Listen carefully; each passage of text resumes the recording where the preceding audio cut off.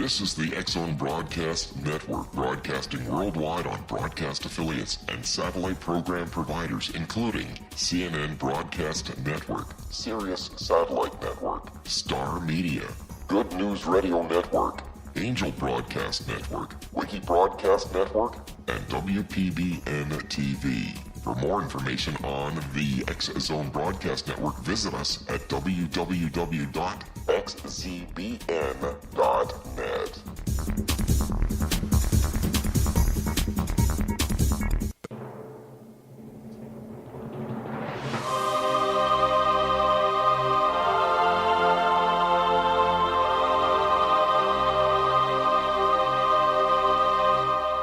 The Science of Magic with Gwilda Wiyaka is largely an opinion talk show. All opinions, comments, or statements of fact expressed by Gwilda Wiyaka's guests are strictly their own and are not to be construed as those of the Science of Magic or endorsed in any manner by Gwilda Wiyaka, rel-mar McConnell Media Company, its affiliated networks, stations, or employees.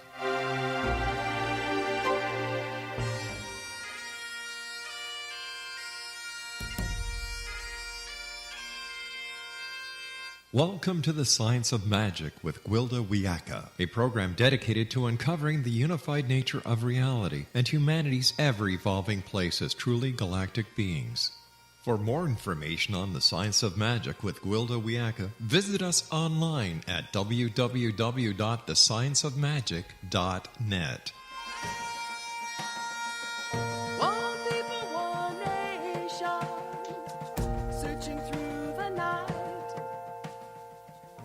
Welcome, dear friends, to the Science of Magic, a program combining the science and magic of today's leading topics to co-create new options and promote original thought. I'm your host, Gwilda Wiyaka. This hour we'll be exploring untold stories. Reality is comprised of frequencies. Humans perceive selective bandwidth of frequency through their five senses. The frequency data we are privy to is incomplete, as there are many more bandwidths of frequencies than those we're aware of. The raw data provided by frequencies does not make sense to the linear mind. Therefore, frequency is translated into compartmentalized allegorical symbols by the imagination, and the mind creates a story to connect the dots between compartments. These stories become our reality, giving them ultimate power over our perceptions. We carry family stories, community stories, and cultural stories that define our reality and influence our experience. We have personal stories that first interpret and then dictate our reality. But the most powerful and destructive stories are those which remain untold. Many of our personal stories are the result of trauma. We create these stories to try to make sense of negative experience before pushing them into the back of our mind, never to be thought of again. There they fester, compromising our self-esteem. When brought into the light and examined, many of these stories are only partial truth, if not outright falsehood, as they're created under extreme stress when we're probably not rational. Left to their own devices, these untold stories have the power to distort our reality and compromise our lives. How do we unearth and re-examine our untold stories? Is there any benefit to dredging them up? Can telling our old stories free us to write new ones? Our guest this hour may have some interesting insights into the subject. Sandra Marinella is the author of The Story You Need to Tell and founder of the Story You Need to Tell project, which uses profits from her book to promote educational scholarships, writing workshops, and writing materials for those in need. Sandra is passionate about empowering others to find, write, and transform their stories. Her website, storyyouTell.com. Sandra, thank you so much for your service to the world and for joining us on the Science of Magic. Thank you so much. It's great to be here. What was your educational background? Well, I grew up and went to public schools in Indiana. I went to Purdue University, and I started out to major in psychology and fell in love with the tutoring program that I worked on and actually helped to start at Purdue. So I became a teacher, and then my master's, I have a couple of master's degrees, and one is in writing because I became passionate about writing, and the other is in education because I'm passionate about working with and teaching others. So how did this get you so interested in stories? Oh, I think from the time I was a child, I was fascinated with the story of Anne Frank, the story, Mm-hmm. there's so many books and Little Women. I remember Gone with the Wind was a book that just I was obsessed with as a child. So, I mean, stories have just always been part of my life, and teaching them became just a natural thing for me to do because I was so intrigued by stories. And as I aged, I became more interested in psychology and the power of how our minds are defined by our stories and how we use our stories to guide us and help us to be better people. Well, we've got a few seconds left in this segment. What kinds of stories are there? Oh, I think we have defining stories, stories that tell us who we are. And I think we really oftentimes don't pay enough attention to those. And we also, as you mentioned earlier in the segment, we also have troubling stories that we bury deep within us, and they can become very problematic. I believe they can fully cause us to have physical, not just physical, but psychological problems if we don't attend to our stories. Mm. Well, we'll pick up with attending to our stories on the other side of this commercial break. Sandra and I will return shortly, so don't go away. You're listening to The Science of Magic. Our current episodes are internationally broadcast and aired daily through the X-Zone Broadcast Network, xzbn.net. The X-Zone is based in Hamilton, Ontario, Canada. In service to our listeners, prior innovative episodes can always be accessed free of charge on our website, thescienceofmagic.net.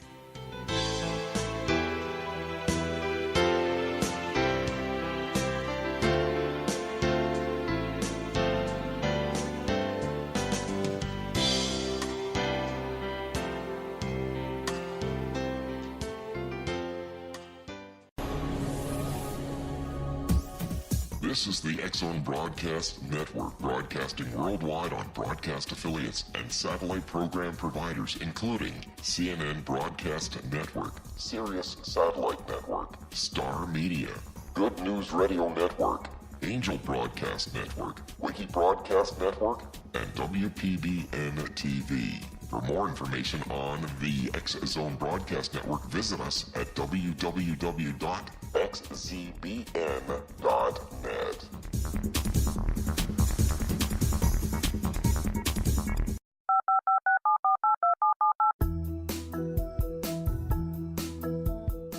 Did you know that when you're on the road with limited data or Wi-Fi, you can still listen to the X-Zone Radio Show with Rob McConnell, The Science of Magic with Gwilda Wiyaka, X-1, Dimension X, Space Patrol, and every minute of the X-Zone Broadcast Network by calling 213-401-0080, courtesy of Audio Now. No smartphone, app, or internet needed. It saves your data plan, and it's free if you have unlimited minutes. Call 213-401-0080 to listen on any phone, anytime, anywhere. Remember 213-401-0080 for the best of the paranormal, parapsychology, and sci-fi radio programming anywhere, 24/7, 365.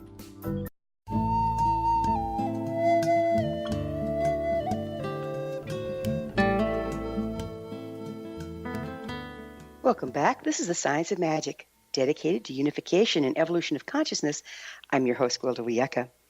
Our guest this hour is Sandra Marinella, the author of The Story You Need to Tell and founder of the Story You Need to Tell project. Her website, storyyouTell.com. Sandra, we were just talking about how there's some defining stories that can be very damaging. Would you mind to go into that a little more? Oh, absolutely. I've done a lot of work, particularly with cancer patients and with veterans, largely veterans who are suffering from PTSD or post-traumatic stress disorder. And in my work, it becomes clear to me that many times people take a story that is difficult, and when they can't face it or deal with it, they place it inside, and it becomes buried within us. And would you like me to give an example of one of those stories? I think that'd be great. Mm-hmm. Okay.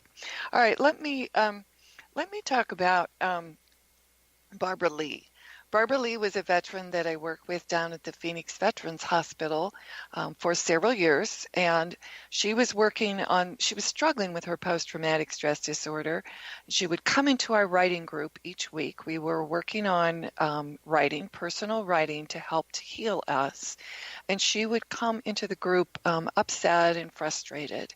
And as weeks went on, Barbara eventually began to release a series of very difficult poems. And the poems talked mostly about her own life experiences that were painful. And she took us into understanding that she saw herself in imagery such as one poem described her as an avocado that was rotten and had fallen beneath a tree. Another story described her as a cadaver that had been beaten and bruised and left for dead in an autopsy room. So that these poems were horrific. They were difficult. They were painful. Eventually, we were able to say to her, Barbara, is this your story? Is this something inside? And slowly she began to tell us that she had been over 20 years ago, when she was serving in the armed services with the Air Force. She had been overseas, and she had been brutally raped by a fellow serviceman, and she had never told anyone. She said, you don't do that. You hold those things inside when you're part of the service. Of course, we know in our culture now that's changing. But after 20 years, this was really, really just erupting out of Barbara, these horrible stories. And the irony is that once she was able to release these poems and these stories, she lost her anger. She began to work her way forward, and she began to write a series of very beautiful poetry, poems that talked about her love of art, her love of horse riding, and her love of being a poet, which she truly is a poet now. And we literally had to, I like to say, we fired her from PTSD school because she was able to find her peace by releasing that story, the rape story that had been buried within her. You know, Sandra, it occurs to me as I'm listening to you that a lot of our stories are cover-up for perceived guilt. Would you speak to that, please? A cover-up for guilt. Perceived guilt. Mm-hmm. Yes, perceived guilt. Yes. I think in the case of Barbara, that's a really good way of putting it. I think she felt it was her fault. This had happened. She held this inside. She felt, what did I do that caused this to happen? And she literally had not even discussed. She told me as we worked together on her poetry that she had been unable in years of counseling to discuss this issues with others, that she had blamed herself, that she felt, what did I do that caused this to happen? I'm pleased to say that I think she can look back now and she's released that. She's been able, and I deal a lot with this in the story You Need to Tell, she's been able to rewrite that story and understand that she didn't, she's not at fault here. She's not at fault for being brutally raped. Right. But it's so interesting how we internalize it, write a story around it, and then that's our story and we stick to it, and yet it's not necessarily accurate, and it compromises our life. Right. The story is a very difficult puzzle in our brains, and it's why I really feel that we as humans need to attend to it more fully. We need to look more fully at the stories that define us and the stories that we do use to guilt ourselves, or the stories we bury within us. It just liberates and helps us grow and reach a different stage of development if we're able to do that. It occurs to me that we need stories, right? Isn't that our way of defining reality? I think we truly are storytelling animals. I think there is no question. I think we get up in the morning thinking of story. We go to lunch telling stories from Facebook or stories from our kids or our pets. We come home in the evening and share stories. We watch television stories. We dream in story. I think we are absolutely storytelling animals, and we need to attend more fully to those specific stories that we allow to define us and show us who we are, because we choose those stories. So if stories is so much a part of our persona, so much part of our reality, if we can get a handle on them, that's going to be very empowering, isn't it? It is absolutely empowering to know who you are, to know what the major stories in your life are, and to be sure that you frame those stories in a way that allow you to live in positive and healthy ways. It seems like a lot of the stories are become unconscious. How do we dig those back up and re-examine them for truth, that this is what we want to continue to tell ourselves? Well, sharing story is really pivotal for our mental and physical well-being. There's well over 200 research studies that have established that. So to get those stories out, you can, of course, some people go through counseling. Most of us have close friends that we share our important stories with, and they come up that way. I personally am an advocate, and the reason I wrote this book is because I fully believe that personal writing can help you dig up and pull out and face and make better the stories that are guiding your life. And I was a writing teacher in high school and college classrooms for 30 years when I discovered I had a very serious diagnosis of cancer.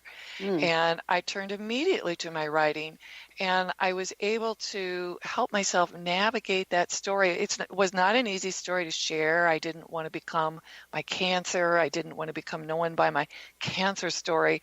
So I felt very much that I needed to write to heal, and I've become powerfully an advocate of writing that can heal us and transform and change our lives. That's really what my book is all about. Tell us a little bit about how rewriting our story can empower us to change our lives. Well, my research has led me down a fascinating road. I was able to interview over 100 writers and cancer patients and veterans who have used writing to change their lives. And the stories were so powerfully inspirational. And I saw over and over again, and I'll just use my own story as an example. I think there are stages of writing to heal. I think it's really been established, if you look at the body of research, that there is this amazing pattern. And this is what I'm advocating and trying to teach people, trying to teach my students and trying to teach the social workers and doctors that I work with. And the process is basically when you have a very, very difficult experience, such as my cancer diagnosis, initially you tend to be in shock. You tend to be traumatized. You tend to have a very difficult time with it. So that there might be a need for silence, a need for quiet, a need for your story to readjust itself, to change itself, because suddenly I had to deal with cancer. I had to work that into my life. And I didn't want it. I didn't want to go through treatment. So it was hard, and I honestly did not want to talk about it.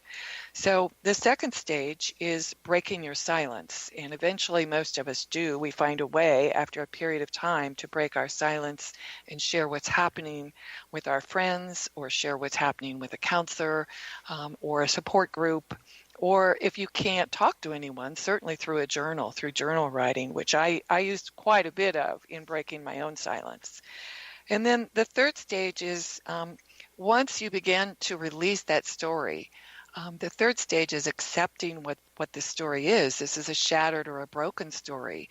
I didn't want the cancer, but I had to deal with it. I had to come up with the best solutions and ways for me to make it through it medically and to make it through it with the people that I love and care about. And it was hard.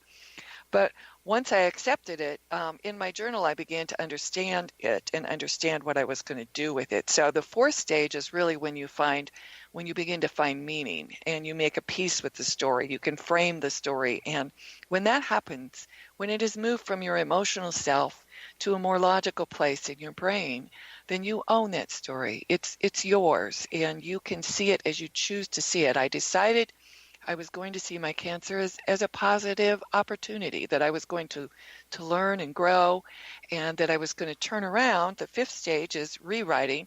I was going to turn around and put my cancer behind me and begin my work with other cancer patients and veterans, people who need to heal their own stories and transform their lives by understanding that broken stories don't own them. They don't have to be stuck in their brains. It occurs to me that if you try to skip any of those steps, the rewriting becomes a form of denial rather than rewriting. Is that true? Absolutely. I think very early on in the process, you can become stuck. Things can become repeating stories, repeating broken stories, as Barbara's story was. Barbara's rape story was a totally broken story in her brain, which was making her life completely miserable. She couldn't get away from living this story every day, she told me. It just kept going on and on like a broken record or tape recorder. Yeah, and the point I was trying to make is, but if you don't go through all the steps that you just outlined, and you go directly from broken story and try to rewrite it into something positive, it becomes a Pollyanna kind of denial without the process. Oh, yes, I fully agree with you. I do think any difficult experience we have, and we all have them. I mean, I don't know anyone that hasn't experienced something, and if you haven't, you will experience a difficult situation. Yes, you're absolutely right. You really need to go, I think, through those stages. And I always think back to Elie Wiesel because his story of the concentration camps in the literature is so powerful. Mm-hmm. And he said he could not write it for 10 years, and he couldn't write it for 10 years. He did not write about his years in the concentration camps until he didn't publish his first book until 1960, Wow. talking about the concentration camps. Yeah, and I see this in people where they try, because nobody wants to hear your sad story, so they try to go into a happy story, make it a happy story before they've gone through the process, and they end up stuck in a broken story, don't they? Yes, I think you've really got that down. I think that's absolutely true. Well done. Yes, wonderful. Oh, well, shaman or storytellers, what can I say, right? Yes, you are. You are. Yes, I was listening to some of your tapes. You're a wonderful storyteller. Oh, thank you. Well, we're going to have to take another break from all this storytelling, so it's time for a commercial pause. Sandra and I will return to our discussion on the other side of this break, so don't go away. You're listening. We're coming to you through the X-Zone Broadcast Network, where new and exciting things are always afoot. You really don't want to miss the other fine shows and hosts on xzbn.net. You're listening to The Science of Magic, your resource for creative solutions in a changing world. TheScienceOfMagic.net. We'll be back on the other side of this break, so don't you leave us now.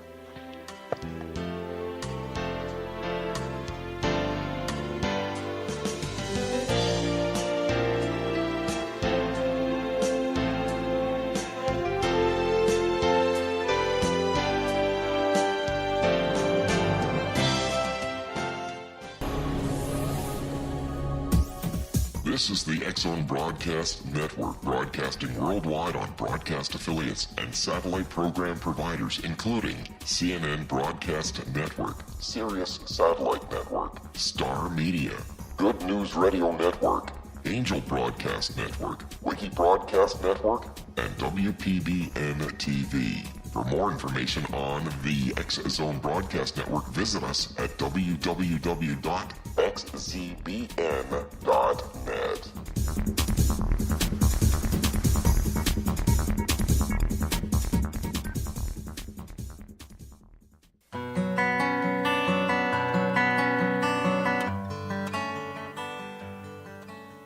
Welcome back. This is The Science of Magic, a place where magic and science come together to promote enlightenment. I'm your host, Gwilda Wiyaka. Our guest this hour is Sandra Marinella, the author of The Story You Need to Tell.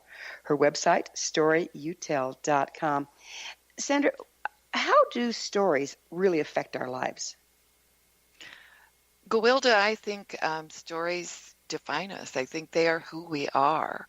And I think as we march through life, it's important to understand when you gather with your family that you're creating story, that you are the experiences you have, and you're holding those stories dear to your heart. They're defining you. And when you have hard and difficult stories, it's easy to put those aside and to pretend they're not happening. But story always has to be dealt with because it is what many of our neuroscientists tell us. It really is the way we understand, the way we form our identity, the way we create who we are. So you say we can shift our reality actually by shifting our stories. How does that work? I think it's an amazing process, but I think when one becomes aware of story being central in our life and defining us, we can indeed choose which stories we want to highlight and which stories we want to choose to see our own. In many of the workshops I teach the hero pattern, and I show that we all really, I think, in our efforts to find who we are and to live our best lives, we are all looking for our hero pattern. We are looking for our hero stories. So what do you do? What is your bliss? What can you give this world that will make it better? What service can you offer that will help others and connect you more fully to this life?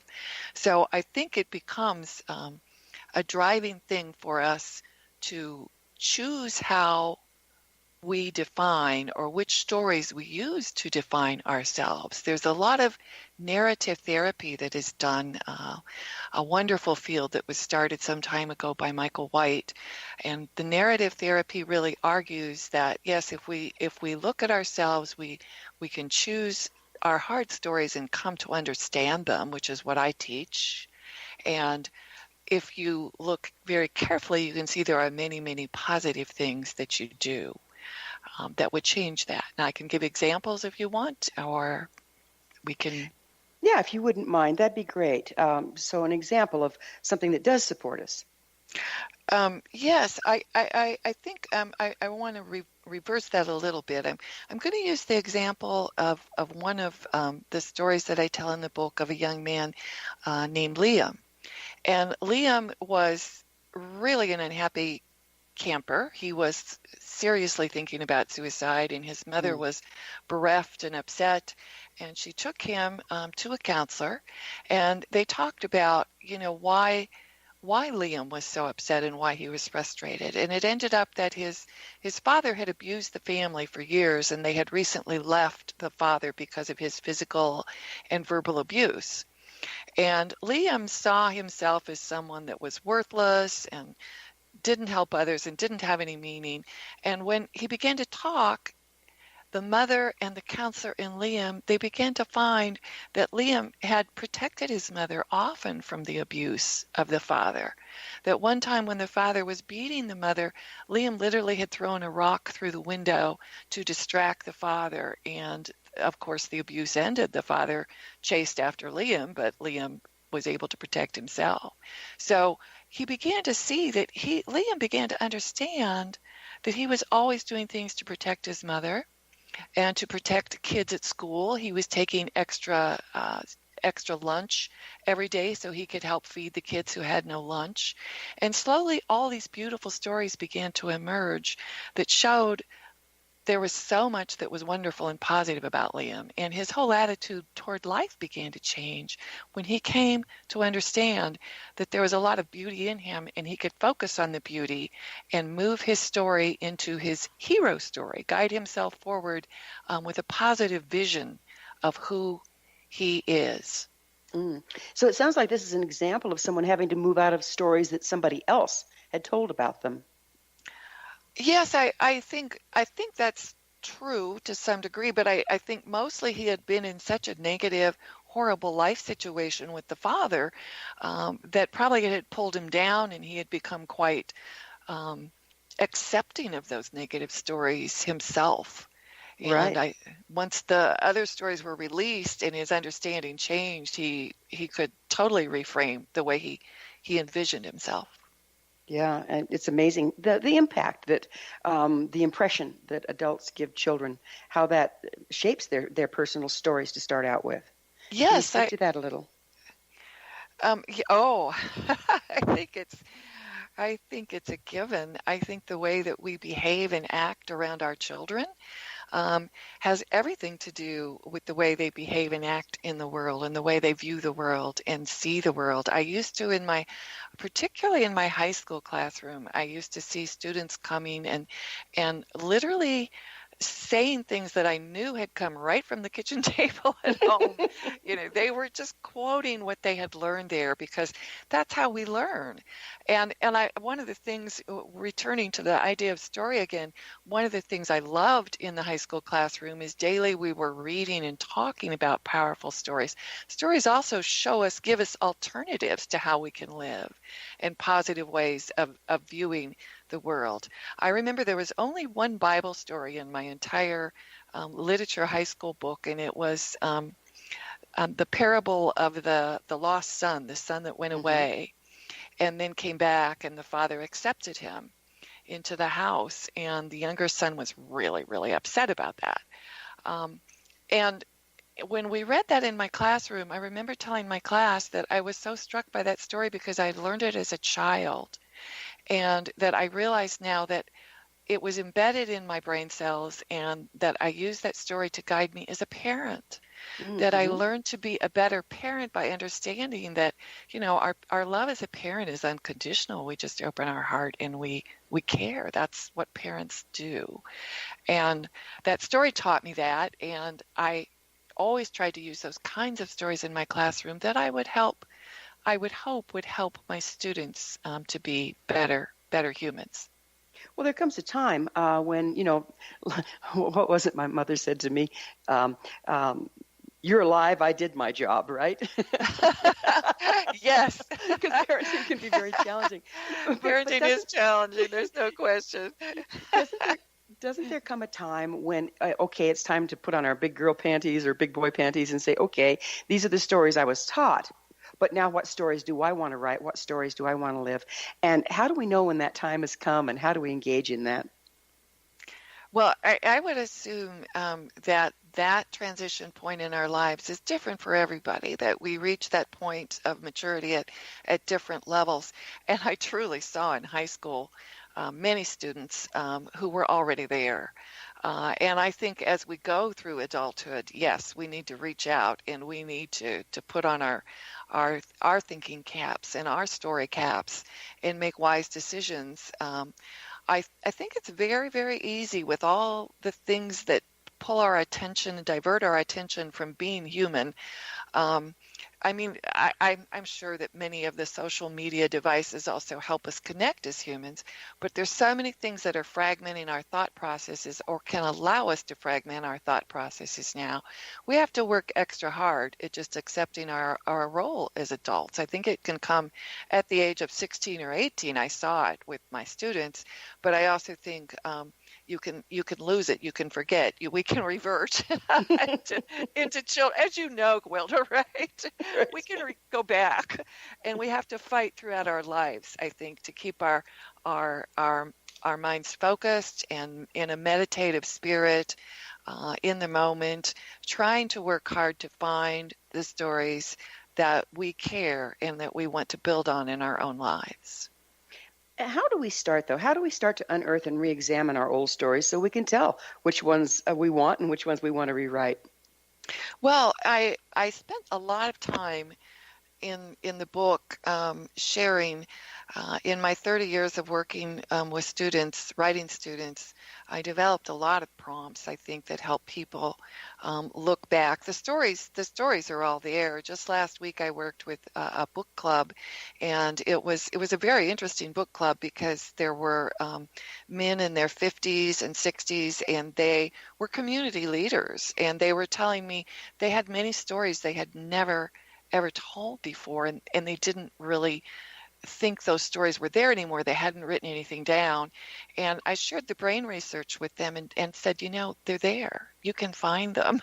And you begin by looking through old journals if you have them, or old photographs if you have them. Now we go to the cloud and look at our photographs, but you can search back through, and even when you're with your family and you share stories, they begin to open up. Now, one of my favorite activities always in a classroom that really opens people up, I think, or in a workshop, is to ask them to draw a map of a certain place where they lived as a child, or ask them to list the key experiences they remember from their life, and then to choose which ones they need to examine. Because once you begin this process that I teach in the book of this writing, of personal writing to guide you to find your stories, they just begin to spill out all over the place. Once you open that dam, look out, huh? Oh, yes, exactly. So, if we start digging around in our stories and they start can they overwhelm us sometimes? Yes, I think when you hit a difficult story, for example, one of the men in the book club told me that 20 years earlier, his 16-year-old son had died on a surgery table when he was having a heart transplant. Mm. And he said, I have never dealt with, I've never written, I've never talked about that. But he said the pain of it, and it was a beautiful experience because he was crying in book club. He was admitting this pain. And yes, what a release and what a painful thing. And I think often when we reach those hard stories, they're horribly painful. Mm. And I'm going to be meeting with him and talking with him and working with him on the release of that story. It has to be a careful process. It's a difficult thing. So it can be overwhelming and it can be hard.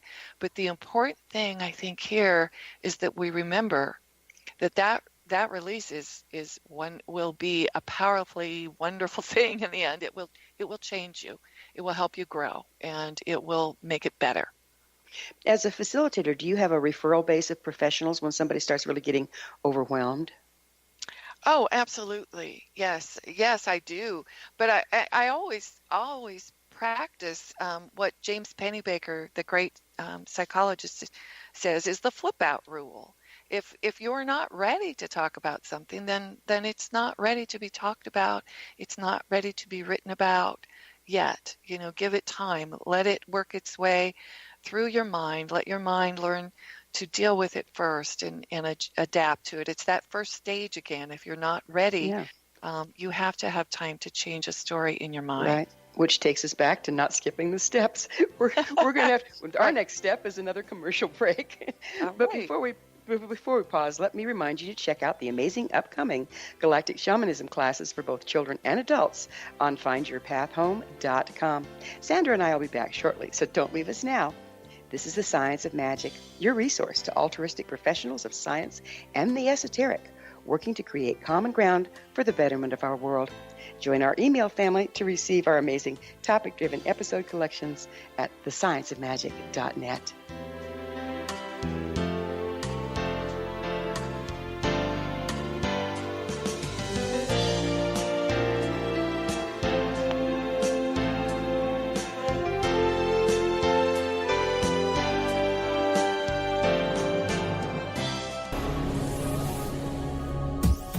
This is the X-Zone Broadcast Network, broadcasting worldwide on broadcast affiliates and satellite program providers, including CNN Broadcast Network, Sirius Satellite Network, Star Media, Good News Radio Network, Angel Broadcast Network, Wiki Broadcast Network, and WPBN TV. For more information on the X-Zone Broadcast Network, visit us at www.xzbn.net.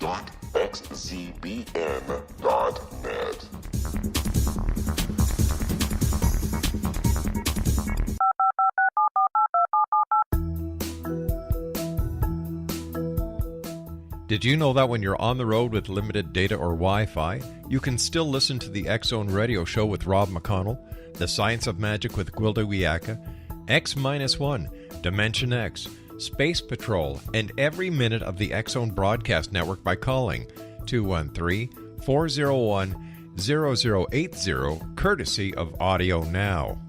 No smartphone, app, or internet needed. It saves your data plan and it's free if you have unlimited minutes. Call 213-401-0080 to listen on any phone, anytime, anywhere. Remember 213-401-0080 for the best of the paranormal, parapsychology, and sci-fi radio programming anywhere, 24/7, 365.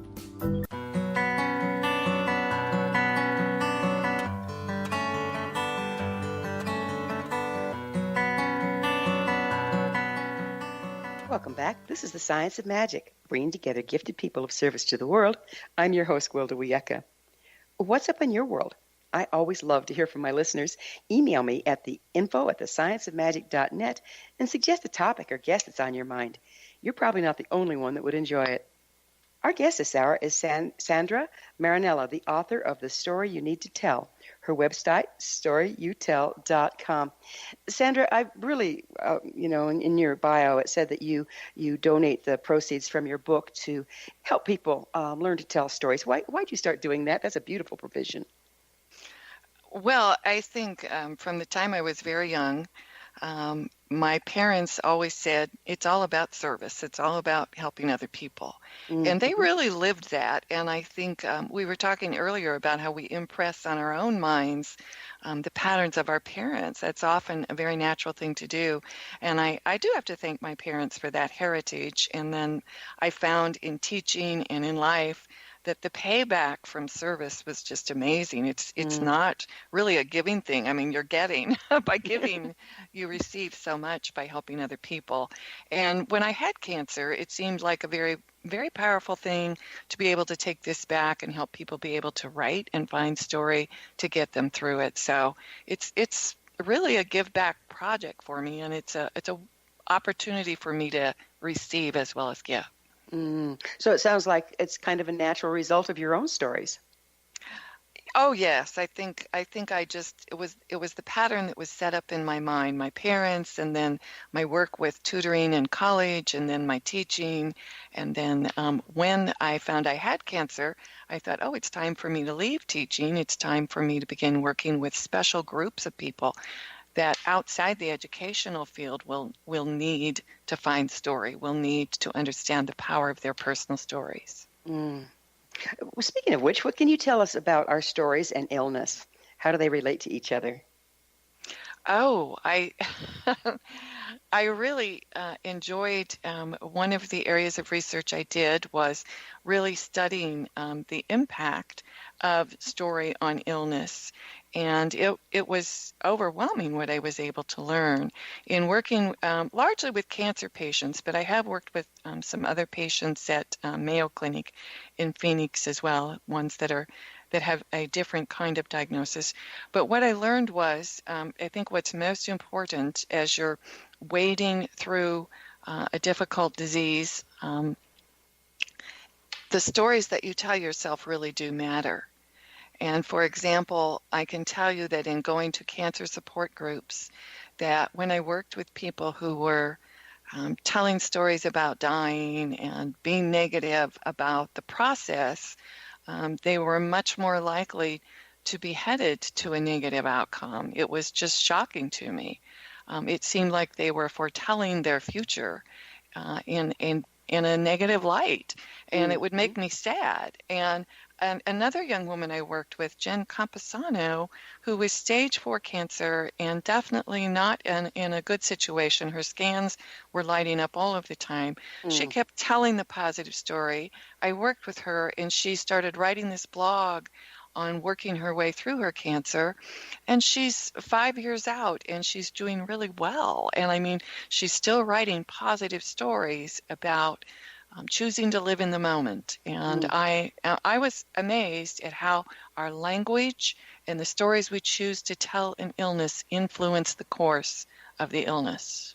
Well, you said something very interesting, probably I believe it was in the first segment, about finding reason to be grateful for your cancer, finding a story of gratitude. How important is that in transmuting our situation? Gratitude is very, very important. I mean, it's one of the pieces that has been researched quite a bit, and the findings are profound. In workshops, especially with people who are facing serious illnesses, I frequently teach the strategy of writing for gratitude because it allows us to release the serotonin, to release the good chemicals in our brain that allow us to think more positively and to feel better about each and every day. It's really hard, even when you're struggling with a bad session of chemotherapy. It's really hard if you get up in the morning and you write about the positives in your life or write about the things you are thankful for. For example, I worked just a couple of nights ago with a stage 4 cancer patient who was telling me, we did a gratitude writing, and he was writing about this cat in his life. and how much the cat means to him, and how every day he loves to get up and go to the grocery and buy this special meat for the cat that no one thinks he should feed the cat.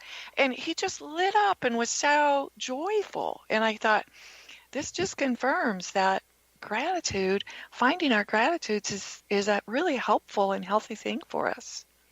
You know, you said something about how the stories change your brain chemistry. Do our stories literally put us in the frequency of a circumstance by telling them? Oh, absolutely.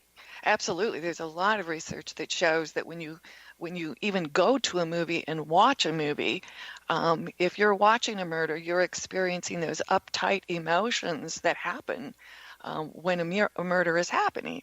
So yes, I think absolutely our minds have that power with our stories. Yes, they follow our stories. They experience the emotions related to the story. So that's why we want to be so careful about the stories that we choose and that we let our children witness on television and in movies. Well, it brings up a whole new thing about, okay, what about the propaganda? What about, the news that we, Right, expose right. ourselves to? What are we doing? Right, right, because there has been there's been such a body of news and, call it what you will, fake news, troubling news, problematic news, and a heavy diet of it will definitely cause symptoms of trauma. I mean, you can definitely become ill over watching too much of news, which will make you feel bad and ingest a lot of bad stories. Yes. So if we take this out the other direction, do you believe personally that we can actually change the reality we're living, change the circumstances out there by rewriting our stories and being careful what we expose ourselves to? Absolutely. I mean, I think when I started this book, I went back and I read all 27 of my journals to trace the power of my story on my life. And I realized that, yes, it was what I chose to do, what I chose to experience, what I chose to bring into my life, that I had that power.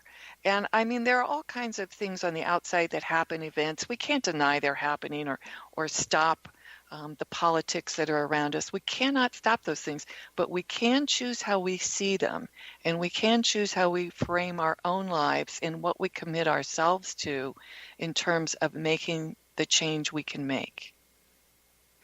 How important is a witness when you're telling your story, when you're working with storytelling? I know you said that you don't absolutely have to have one, but how important is it to have another human being sitting there and listening to you? It's extremely important. I mean, many folks I take through writing because they won't release the story any other way. And the writing gives the gift of reflection, of being able to look in a mirror and see it. But when you can share it with another human being, you are validated as a human being. You have community. You have that communal sharing, which is equally important to our well-being. Do you coach your people when you're doing a group? Do you coach them on how to be supportive, how to be a good listener? I do. I think, well, I mean, I think I coached every group I ever taught in high school and college on the value of listening and active listening and the importance of hearing the story of the other person. Absolutely. Active listening, let's define that. That's where you simply reflect back to them what they've said versus put your 2 cents worth in. Is that correct? Right, right. You're focused on what the other person is giving you instead of what you have to say. You want to be sure you get the message, the story that is coming from them to you before you share your story or your reactions. Mm-hmm. So we're just about out of time. What can you tell us about the Story You Need to Tell project? Oh, I'm committed to it. I'm passionate about it. It is growing my life in such wonderful ways because I offer workshops that you can discover on my website, and I will be doing eventually workbooks along with the book. But the work is in the book, and you can use the book, The Story You Need to Tell, to guide you or your own groups through it. And you can write me at the story at storyyoutell.com if you have questions or if you need guidance or help. I am very much committed to helping people find the value of their stories and to making their lives have more well-being as a result of understanding their stories. And it's so important when we start to look at, okay, the stories we tell are the stories we live. Absolutely. We are those stories. Absolutely. And so the more of us that change our stories to something positive, the more positive the world will be. Absolutely. And I can't cheer you on enough on that one. Very important, Gwilda. Very important. Well, I can't thank you enough for being on the program and for all the wonderful things you're bringing to the world. It's an honor to be here and talk with you. This hour just flew. I've really enjoyed just chatting and learning from you as well as sharing with you. Well, thank you so much. But I'm afraid we are out of time. So thanks so much for coming on the show. Our guest this hour has been Sandra Marinella, the author of The Story You Need to Tell and founder of the Story You Need to Tell project. And you can find out all about all the wonderful things she offers at her website, storyyouTell.com. This has been The Science of Magic. Join our email family to be the first to receive our thought-provoking, topic-driven episode collections at thescienceofmagic.net. Until next time, dear ones, may you be blessed with knowledge and comforted with love as you rewrite your stories. One people, one nation, searching through the night. One people, one nation.